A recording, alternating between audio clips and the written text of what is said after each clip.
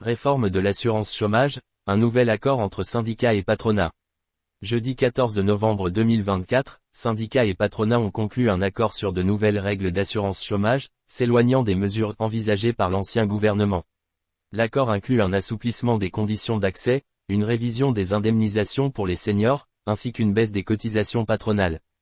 Voici les principaux changements. Assouplissement des conditions d'accès. Les partenaires sociaux ont réduit la durée minimale de travail nécessaire pour ouvrir des droits à l'assurance chômage. Désormais, il faudra avoir travaillé 5 mois sur les 24 derniers mois, contre 6 mois auparavant. Cette mesure coûtera environ 440 millions d'euros sur 4 ans.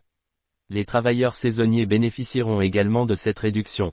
Mensualisation des indemnités. Les allocations chômage seront versées sur une base mensuelle fixe de 30 jours, indépendamment de la durée réelle des mois. Cette modification entraînera une perte de 5 à 6 jours d'indemnisation par an, générant ainsi 1,2 milliard d'euros d'économies sur 4 ans. Emploi des seniors. L'accord a relevé l'âge minimum pour bénéficier de la durée maximale d'indemnisation de 22,5 mois, le passant de 53 à 55 ans. Pour les 55 à 57 ans, la durée reste fixée à 27 mois. De plus, la dégressivité des allocations ne sera plus appliquée à partir de 55 ans, au lieu de 57 ans auparavant.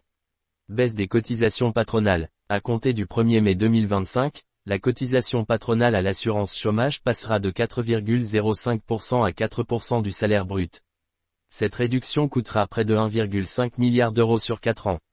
Travailleurs transfrontaliers. L'indemnisation des allocataires frontaliers sera ajustée en fonction des salaires pratiqués dans leur pays de travail, ce qui devrait entraîner une réduction importante de leurs droits.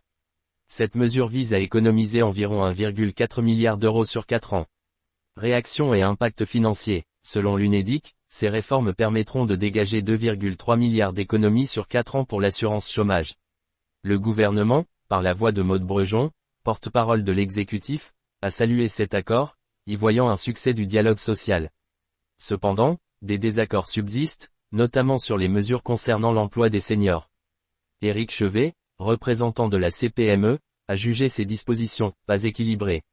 Cet accord, conclu dans l'urgence, marque un tournant dans la gestion de l'assurance chômage en France, illustrant la volonté des partenaires sociaux de reprendre la main face à l'interventionnisme gouvernemental observé sous l'ancien Premier ministre Gabriel Attal.